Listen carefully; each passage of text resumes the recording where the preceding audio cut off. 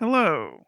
This is the second to last week of the semester, and I hope you're putting a lot of thought on your primary source analysis and your community response videos.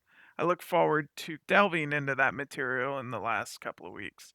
Remember, at the end of next Friday, this material must be all submitted so that I can finalize your grade for the course as well. Been an incredibly fast semester. This is always the nature with this kind of course. But that being said, I want to begin today's discussion with a kind of review of where we were and a focus on the future.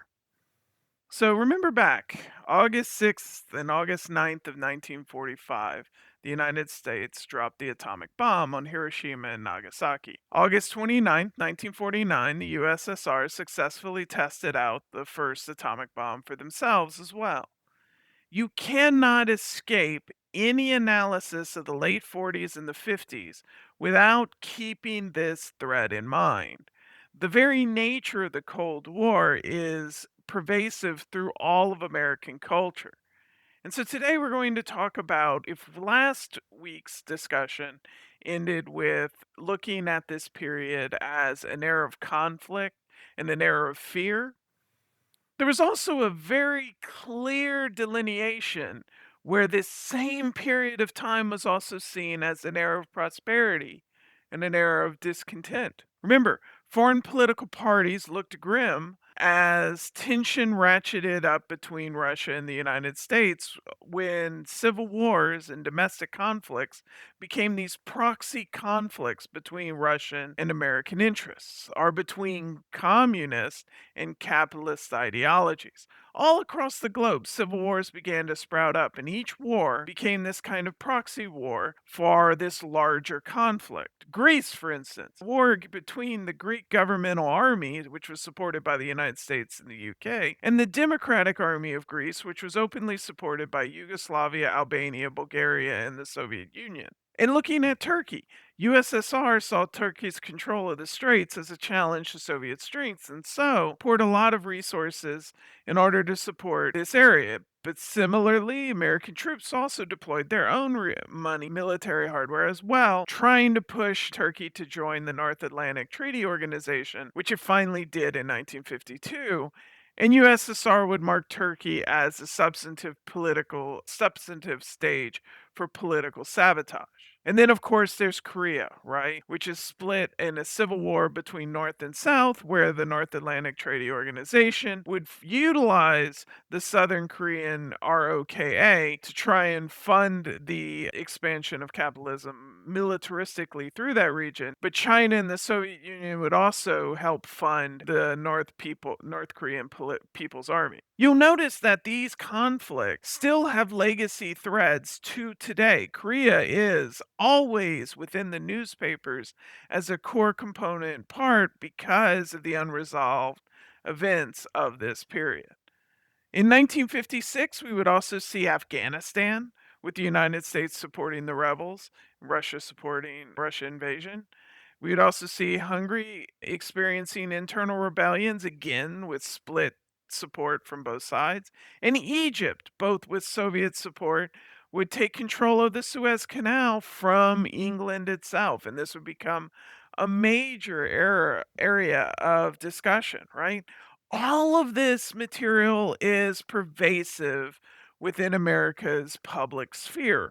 Americans are finding themselves pushing further and getting deeper and deeperly rooted within capitalist ideology. And as this, because we become the most dominant voice for corporate expansion across the globe. And domestically, the United States finds itself wrestling against this fear as well. And this is where I want to call attention to this image, right? This image evokes, this is an advertising image, a hint, right? In one of many in the variety of magazines that were pervasive in the 1940s and 50s. And so when we look at this image, there's something that's interesting in terms of this discussion, right? On the one hand, it is highly unrealistic, right? We can see this, skeptical. We are a critically evaluative creature, right? We understand when we see this imagery, we're like, oh, that doesn't look real, right? We know this intuitively, right? So why? Why is this image so attractive, right? You have 2 children, you have a mother and a father, and you have to also cannot evaluate the fact that they're all white and they're all reflective this imagined conception of what the 1950s were. And if there is a substantive portion of this discussion, we're going to decode this. Is this the 1950s? Because the reality is we start to see across this period there's extensive amount of anxiety as to the potential of the nuclear war, right? We also start to see confidence, which starts to build around this significantly moralistic discussion about capitalism as a moral component and Christianity, particularly, as this moral imperative, right? You also see this thread of alienation, which many people who did not fit within those core component values, they did not embrace this idea of American exceptionalism, and so they find themselves ousted within the larger subject. So let's look at this image, right? There's something else operating in this. If we talk about the image as being reflective of what Americans want, then it makes perfect sense that you see Wheaties, right? Glass Bar, the boat company, right? Doughboy, the swimming pool manufacturer, Wilson, the golf club manufacturer. You see all of these advertisement cool components as an interesting reflective nature of this event. So when we talk about this, we have to come to terms with this kind of conception, right? This advertising illusory nature, which brings us, of course, to this.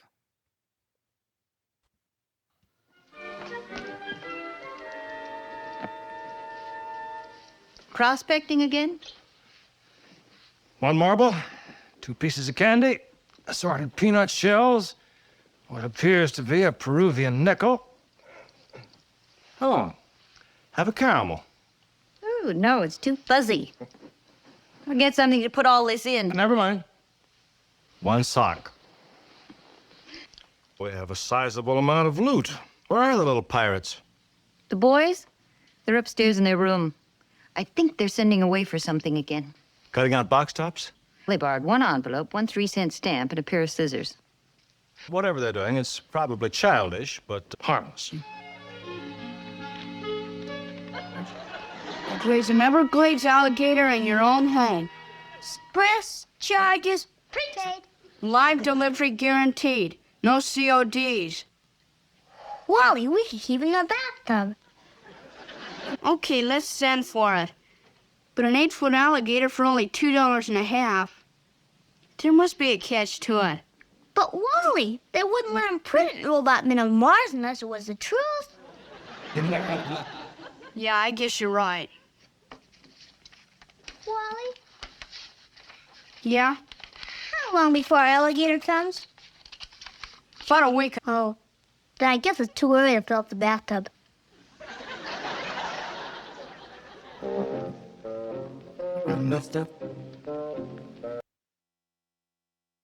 So what do you see here, right? Think about it.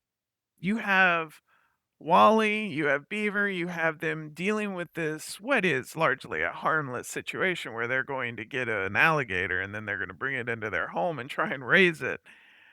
And there's this larger discussion, right? These children are not reflective of the most well educated children, right? They're good, they can read, but their reading levels are just barely, right? And why is this? What is part and parcel of this imagery, right? The thing is, you don't want to alienate your viewer. Remember, this is a consumer product. This product is being produced to attract viewers to it. And so they reflect a quote, happy, prosperous time. Close quote. They would have houses with white picket fences, homes with 2 loving parents. These children are very happy and well adjusted, right? And that they reflect what is America's imagined conception of what they will contend with.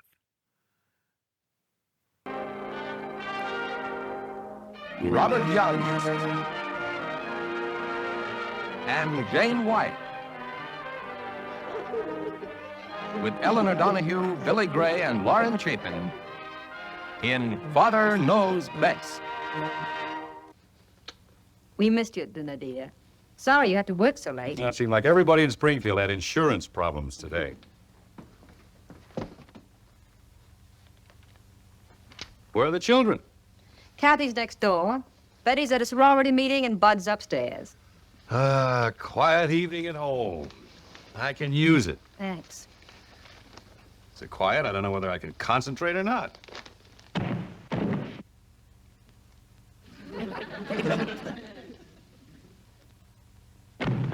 What's that?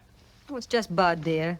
Just Bud. One boy couldn't possibly make all that noise. What's he doing anyway? I don't know. But whatever he's doing, we're not supposed to know about it. It's a secret.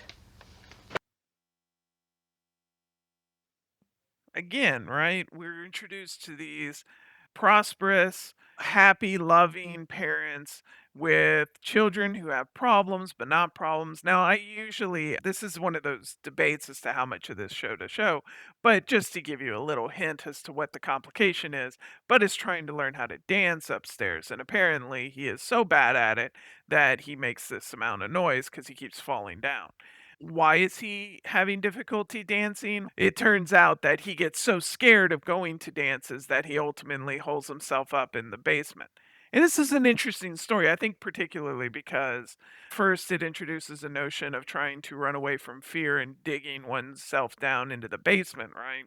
And this kind of reflects the realities of the atomic war, right? The simple fact is these children are being taught that the safe space is the basement, right? When an atomic bomb drops, where do you go? In those last videos that we saw last lecture, you go into the basement. And what's also interesting is that it kind of subverts your assumptions about gender, right?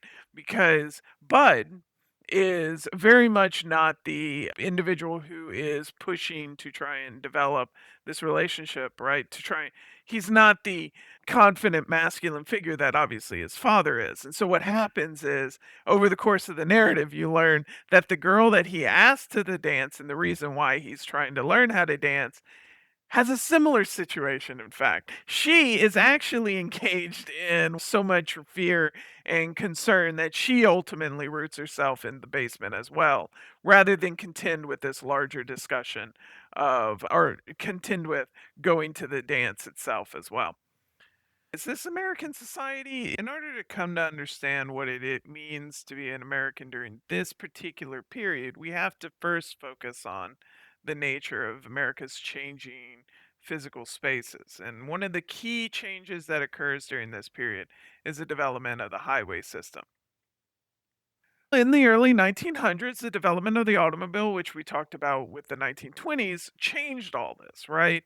Started to add an additional extra pressure on urban centers as these centers began to have to develop a new infrastructure to make way for these moving cars. Now, not only do you have to make space for an individual or two individuals, you have to also make space for their cars. So you see this developing and constructing pressure on parking systems, which we're not going to talk about in this class. But also, one of the core components of this was, quote, the creeping sickness, close quote, which was traffic, right? Cities developed this system to try and tackle what they were calling, again, this new language developing this period, quote, rush hour, close quote, phenomenon, where automobiles would be all on the roads at the same time and suddenly lead to massive amounts of infrastructure development, right?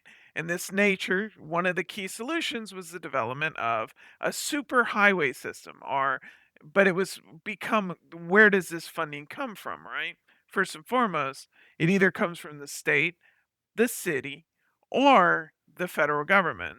And by 1956, we would see the National Interstate Defense Highways Act passed. Now, the Federal Highway Act of 1956 is important because it would authorize the expenditure of $25 million dollars over 10 distinct years in order to develop what they wanted to see as this interstate highway system. This would be 40,000 miles of interstate highways that would be constructed from this process. And of course, it's a tiered out system. Here you see June 30th, 1957, $125 million would be developed. This is how you end up getting $25 billion worth of expenditures in 10 years. And it changes fundamentally how America is envisioned, right? So here you see an automobile club of Southern California, and they would call attention to ways in which to get from the West Coast to the East Coast and how to do this. And they would call attention to these two core highway systems that seem to be functional if you follow them along this lines. Now, what's interesting about this is that these are not federally or even state organized highway systems. These are just roads, right? That happen to be able to be connected together and in the process create this transcontinental connection. And what's funny is it comes rooted from Eisenhower as this core component experience, right? President Eisenhower, who had experience traveling across the country in 1919, again, a year after this map is produced as part of a U.S. convoy, would be livid at how difficult of a time it took to get from New York City to San Francisco. He argued it took the Army 62 days to go across what was called the Lincoln Highway. And he argued that this was so problematic because it was, in effect, a largely unpaved, often dirt road highway system. And so he argued that it was important for the United States to put money into this process to try and create these systems simply to facilitate the transportation of the military from either coastline. We had to have a dynamic military system, particularly, again, within this Cold War. So, what ultimately results from this? By 1962, we get what looks to be a massive network of veins that connect the west and the east coasts, right? And this starts to put two key pressures on America's high development, right? And two key flaws tend to crop up within this interstate system. So, with these new infrastructures, yes, that was designed to promote predominantly the military supportive structure of the United States. Guess what? It helps populations move dramatically as well. And so, along these new threaded lines, you start to see entirely new systems and entirely new communities arise from dust, right? And by the 1970s, what was largely an urbanized core center becomes an urban sprawl system. And secondly, the entire system itself is not federally organized, right? The idea is that it would be federally funded, but the states would be able to pressure on where these highways would be organized. And so ultimately, by 1962, you get this disparate construction system that fundamentally reshapes America's urban spaces. By the 1990s, the interstate highway system would ultimately be renamed Dwight D. Eisenhower system, and it would be largely abandoned and with the intent of being maintained. But again, this kind of approach in constructing this system was so ad hoc that many of the original plans were simply not done. And it's complicated. You're talking about 30 years worth of time from 1950 to 1970 that it was supposed to be in. It started as 10 years, but it ultimately became essentially 20 to 30 years. And what you end up seeing crop up out of this is that, guess what? America changes, right? And in the process, as it's changing, those plans start to have to change as well. And certain things start to see. Let's look at Houston as a good example, right? This is a map of, quote, Houston, close quote, in 1920, right? But by 1952, again, this is 30 years later, you see there's not just two highways, that it's starting to spread out, and that Houston itself has an urban core, but that urban core is starting to be threatened, right? By 1965, Houston become so expansive that they create an interstate loop, right? The intention is to try and corral and contain this urban core, but in effect, and to allow individuals who aren't interested in actually visiting Houston a way of getting around it. But what ultimately happens, right? Urban developments start to develop on the outside, and these suburban segments start to construct themselves and create a massively urbanized landscape, a suburban center.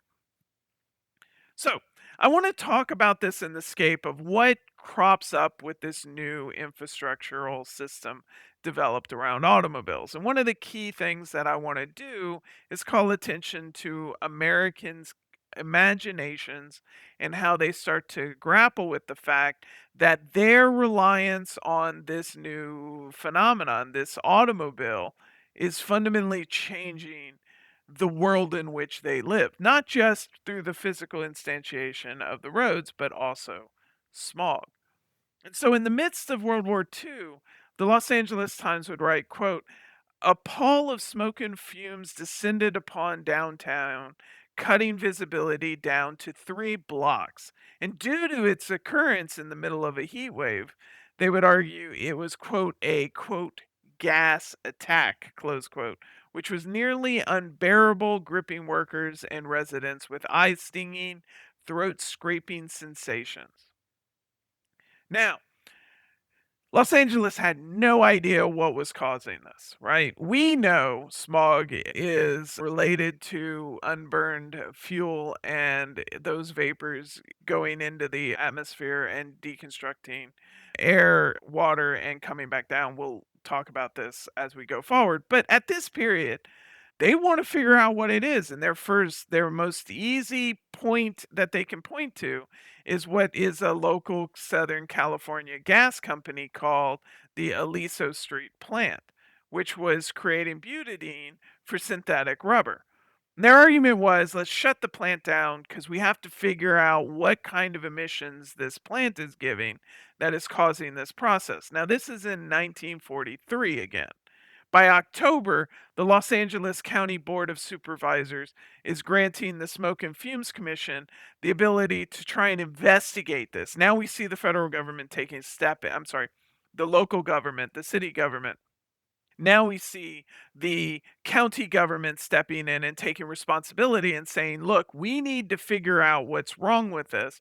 And by February, they ultimately began the emissions of smoke and they established an office of director for air pollution.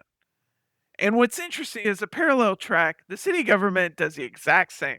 It creates a director of an air pollution. So you have county and city governments starting to debate with each other as to what kind of regulatory schema can they construct in order to make smog not happen. By 1946, Los Angeles has forced the Southern California gas company Aliso Street plant to enclose all of its production facilities, thinking that the emissions from the plant had to be causing this. But we also see Raymond R. Trucker start to see, while the plant may have an effect, Tucker's arguing if you look at St. Louis, they're experiencing similar smog patterns as well. And if you look at London, it's also experiencing similar patterns as well. And so he ultimately writes a document saying that maybe it's not the plant itself, but maybe it's the fact that so many Americans are, instead of devoting their trash to a landfill, they're instead burning the rubbish in their backyard incinerators and at dumps and at smoking truck, and they would have these smoking trucks that would also be used to contain the trash. And so he argues, and by 1947, he would help inspire creating a unified air pollution agency in the Los Angeles County region, and that he would be negotiating this larger discussion as to what would ultimately develop. And they would pass by 73 to 1 in the state legislature, and in the assembly, and in 20 to 1 in the Senate, they would pass the creation of a Los Angeles County air control district. And this district would be devoted to trying to mitigate and create systems in order to understand this. Now, again, at by this period, we're not talking about the car, right? That comes up in 1948 with E. J. Hagen Smith. Now, Smith is interesting. He is, at this point, he is a chemistry professor at the California Institute of Technology, and he begins examining smog and what it's doing. And one thing that he starts to recognize is that farmers notice that air pollution, the smog, is actually having a damaging effect on their crops. It's bleaching and discoloring the leaves, and in the process, they're worried that it's going to have an effect on this material later as well. So he starts to begin to do some experimentation, and he realizes that smog is actually caused by ozone. And he wonders what is this ozone component and where is it coming from and how is it happening? And so he demonstrates that in the early 1950s that it's ozone that is constructing using volunteers who would go into a chamber and be exposed to to ozone, and it would cause eye irritation, respiratory problems, and damage to actual materials like automobile tires. And so what he does is he creates an ozone detector. And how does he do this? He puts rubber around a bottle, and in the process, as it gets exposed to ozone, it will develop cracks in it and demonstrate exactly that ozone is in the area. By 1952, we would see London facing a killer smog so thick that citizens wouldn't be able to see more than 3 feet in front of them. It would claim close to 4,000 lives. And the California governor would be so afraid of this process, he starts to put heavy emphasis and heavy regulations within California to try and stop this. What are these changes? It's interesting, right? Hagen Smith recognizes that because of how ozone is constructed is through the unburnt exhaust of automobiles, which leaks nitrogen oxides into the atmosphere, which mixes to create this ozone process, and which ultimately comes back down to the earth as well. And so what does he do? He cuts hydrocarbon emissions in half. He establishes automobile exhaust standards. He forces diesel trucks and buses to burn propane instead of diesel. And he passes new heavy regulations on polluting industries in order to try and slow their growth, right? And by the late 1950s, the Los Angeles APC, the Air Pollution Control District, requires controls to try and reduce the evaporation of gasoline from storage tanks. So you start to see these new sealants being put on gasoline tanks to try and restrict how much material is being evaporated from the open containers.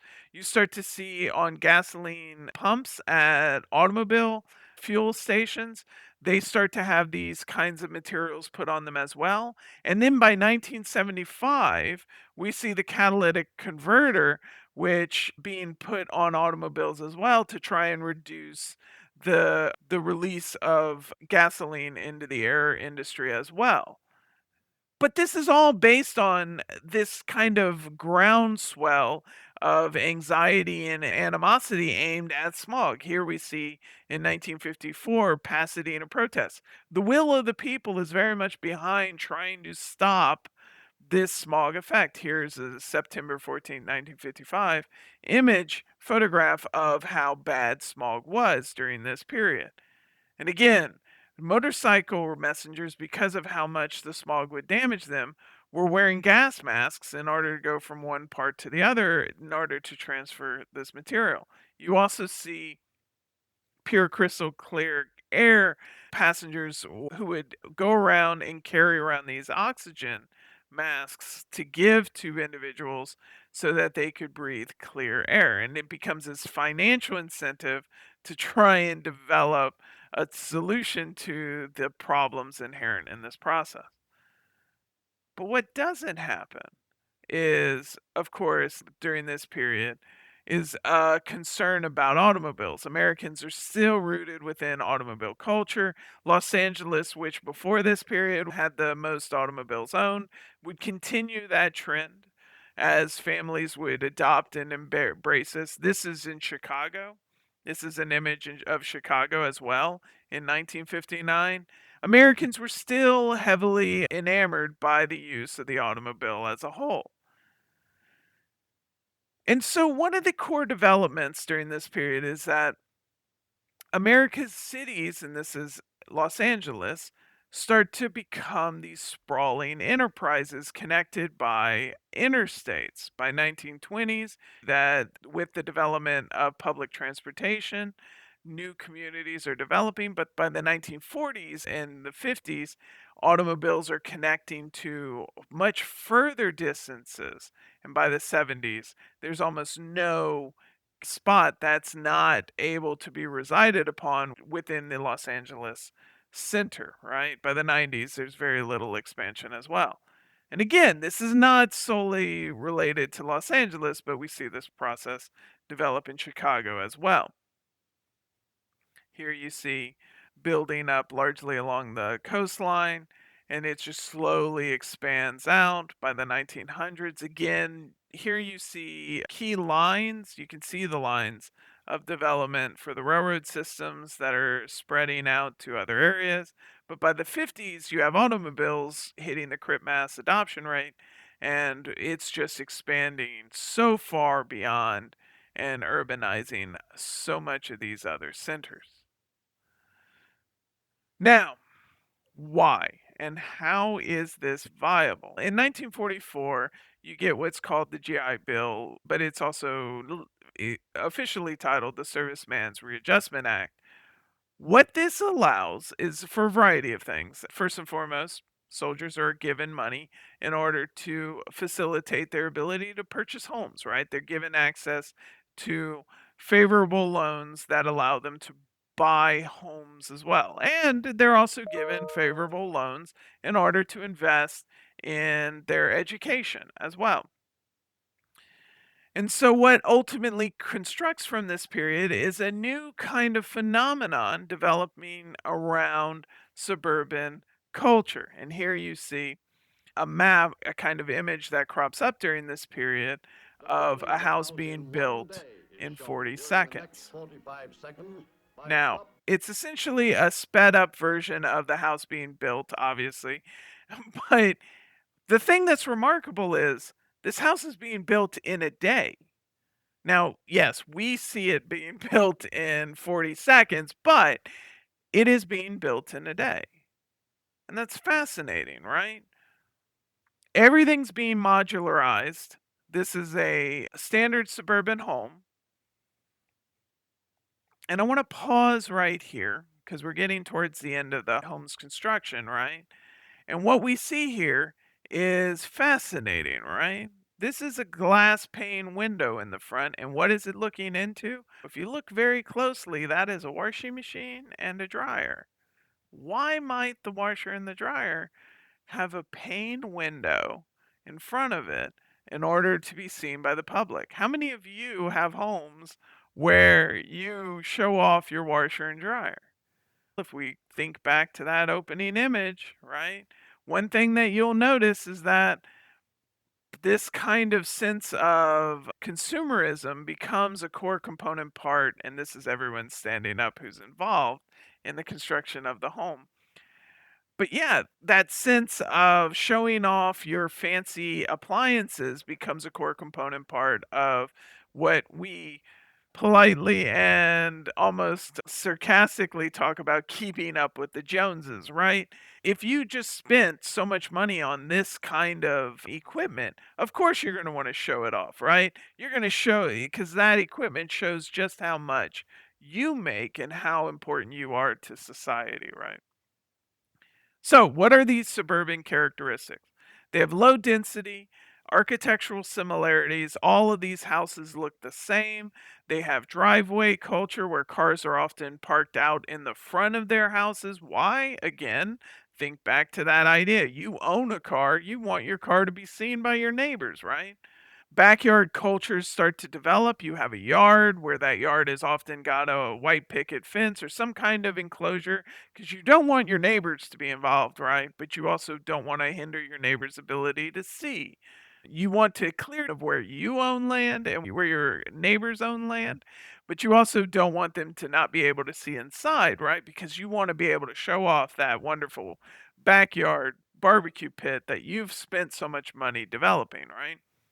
And so in the 19 between 1946 and 1956, you would see 52 million televisions purchased. You would see by 1960, 90% of American homes would own televisions. And these kind of consumer culture would start to reshape American centers. Radios would shift significantly during this period to format oriented stations as well.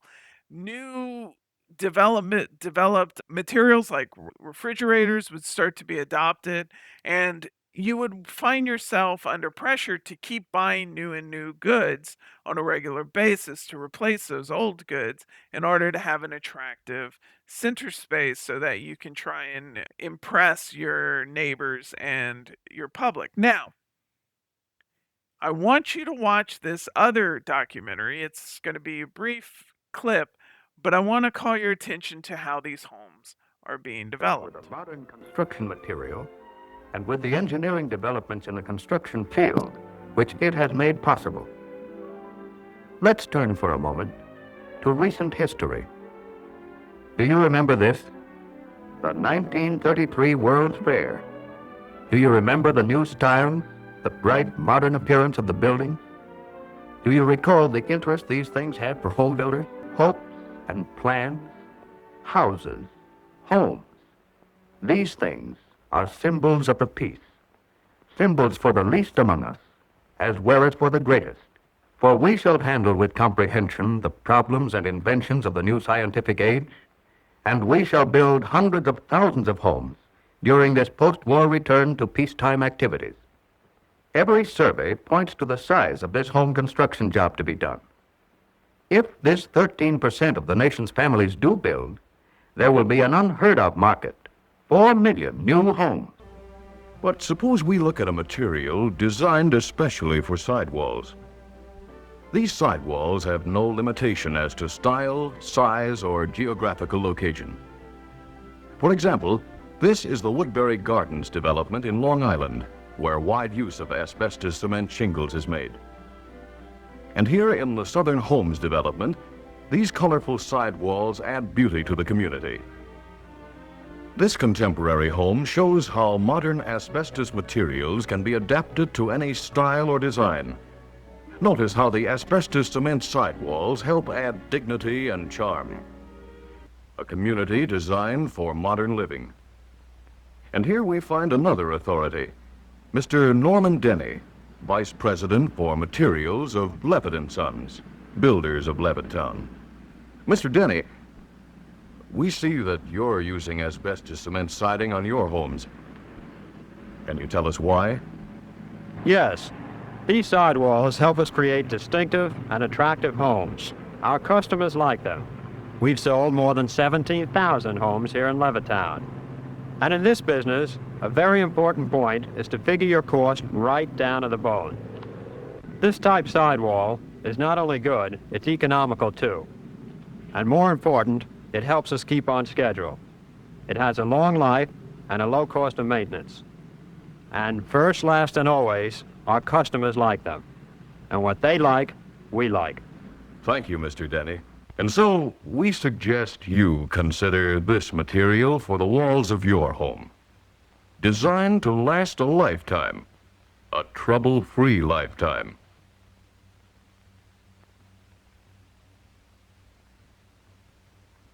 Oh, it is attractive. Yes, and it'll stay that way, too. That's what I like about it. So, what is this wonderful new technology? It's asbestos. Now, we all know from where we live today, asbestos would become a core component problem because it has cancerous causing complications. But let's not be too historiographic, right? Because the interesting thing is, even during this period, asbestos is known to have these complications. Even before this, all the way back, if you look all the way back, the development of Greece, you'll note that once this material is mined, if it's actually pulled from the ground, that it would cause breathing problems after exposure. This is a long known issue, and yet the reason why it's so cheap to be used here is because it's after the war it becomes a core component part of American market spaces, of the global market spaces. So, what ultimately created from this new suburban phenomenon, right?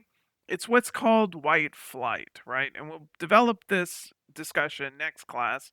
But America undergoes a significant period where white families start to flee urban centers and in the process start to buy homes within these commuter centers. If you look here, for instance, you'll see this is a stereotypical suburb railroad station called Park Forest, Illinois, where you see commuters getting off. And you can see it's almost exclusively white with very few ethnic diversity in the process. And this is another image of the Park Forest, Illinois, taken in 1954. And here you can see a standard family. They're building, what are they building? They're building a barbecue pit. And in the process of building a barbecue pit, you see the father building it and the children helping. And here you see a unique image as well. Now remember, one third of these women are college educated at this point. But there's so little opportunity within the employment industry in order to try and pull these women into these new markets. So, what do these women do? They start devoting their time and attention to creating what is, and this is a coffee klatch, right? They start talking about urban issues, they start talking about politics, they meet together, and they use this college education to try and discuss moral and community issues, right? I love this image, right? Because you didn't see the children involved, right? You saw some very lucky young girls who were invited in this process, but where are the children? They're locked behind the bars inside of what is a tot lot, right? And this is a community playground where the children are able to engage in their own activities all during the process. So I've given you a very kind of granular vision of the suburban lifestyle and the development of the highway systems. And I've also very much focused on the parts of the United States that reflect that image of prosperity, right?